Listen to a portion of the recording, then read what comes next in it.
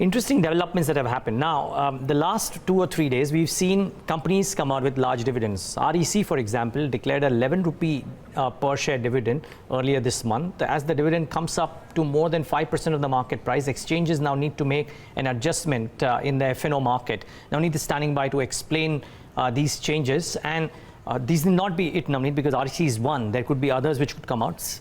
The ones like Symphony, without being in F&O, don't get impacted. Yes. But the ones in F&O, interesting changes here. That's right, Neeraj. In fact, the typical dividend trade that traders play is buy in cash and short in futures. But if you're not aware of this rule, you may land up making losses.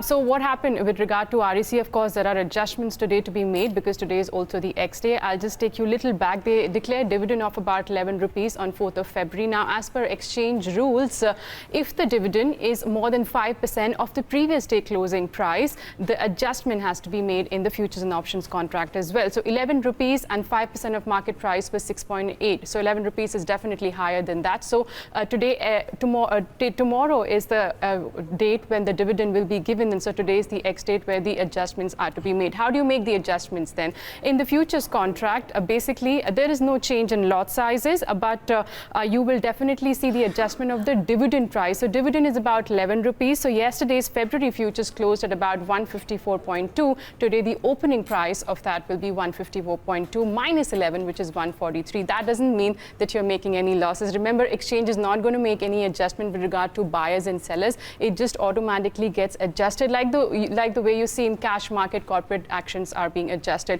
What happens in the option side then? All your strike prices, let's say if your strike price of REC of 100, that will also adjust a dividend price of 11. So 100 minus 11. So all your new strike prices will be minus the dividend price of 11.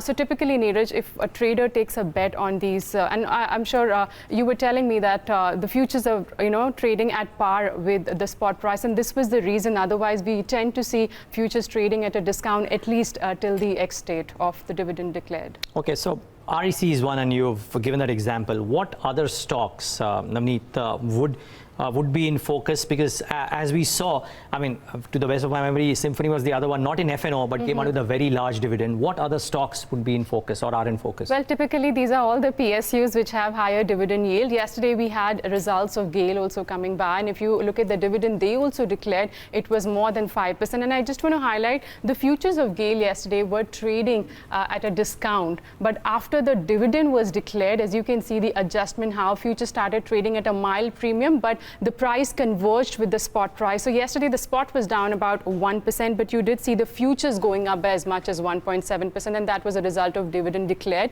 Yesterday, they declared dividend of 6.4, and the previous day closing was about 1.2. So 5% of market price is 6.1. So once again, it's more than 5%. And interestingly, Neeraj, we keep talking about Coal India, how that's a bigger dividend play. So today, the numbers come out.